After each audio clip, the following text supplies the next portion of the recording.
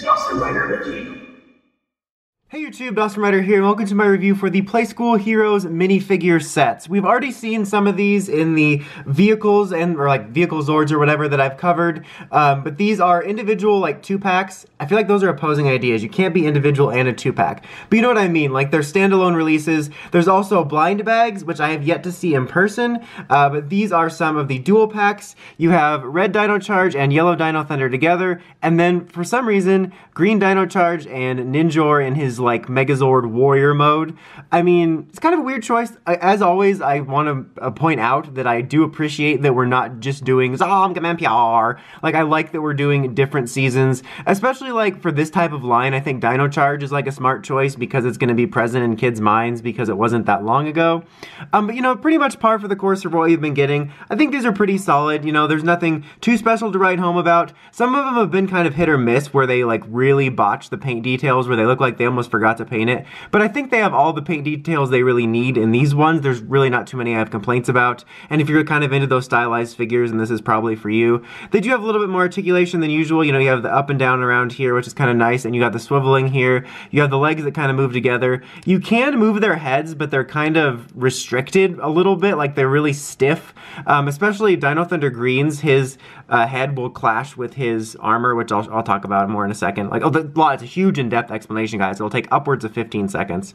He comes with his weapon here. I feel like, given that this is the supercharge mode, it would have made more sense for him to come with, you know, the supercharge cannon or like just the little mini Rexy, but instead it's like the morpher combined with a sword. Like, again, it's kind of nitpicky, but just it would have made more sense. But you know, I think this guy's fine. He's colorful. He's got a lot of personality.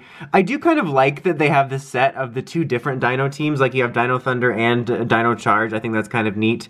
My only real complaint about Dino Charge Yellow, other than like her neck just disappearing, and that looks kind of weird. She does have the same articulation, but she only comes with one Terra Grip.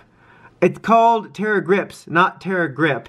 Like, it seems like something small to nitpick on, but it would have been just so much nicer if she had both of them and he came with his little weapon that is actually signature to him. Sometimes it really doesn't matter, but when it's so specific, you know, to them, like, that's a 2-dagger system, and like he has that very specific morpher weapon. And I guess you could pretend that this is the one where you add the Rexy on there, I guess, if you want imagination, but that was for Imaginext. This is Playskool. It's not Plamagination. Alright. So then you have Dino Charge Green here. I actually really dig the way his helmet looks, like the way that the little design squishes the helmet design. Like, I don't know, it just kind of looks like fiercer, even though it's like a little chibi warrior there. And you get his sword, which actually makes sense for him, because that was usually what he favored, and you can kind of do the backhand thing. They all do have these little weird morphers, like these wrist-based original morphers with the Power Rangers symbol on them. Still don't know exactly why they did that, I guess just to make them all fit in. But basically, like I said, same articulation, but like this notably does stop his head from turning more so than some of the other formations, so that was just kind of worth noting. But other than that, they do all have the same articulation. Then you got Ninjor here. Again, I'm appreciative at the mix-up, but it just seems weird. Like, I'm like, okay, I dig this. You got two of the Dino teams, and then they're like, green Dino Charge and Ninjor.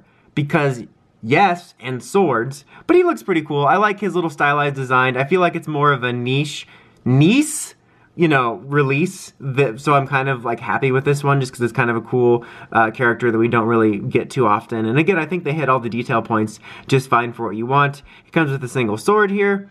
Nothing too much extra to go over. These are pretty simple. I mean, overall, these obviously I think are going to be good for kids. Kids are going to like these, like collecting these. But then, of course, there's also collectors that kind of like little stylized things like this, like me. Like, these aren't my absolute favorite ones, but I do just, in general, kind of like getting stylized versions of some of my favorite characters. So I'm looking forward to seeing more of these released in the blind bags and stuff. Again, I feel they've been hit or miss. I think these four are pretty solid, but some of them look really bad and some of them look pretty decent. So I don't know, I'm interested to see which ones look good and which ones don't.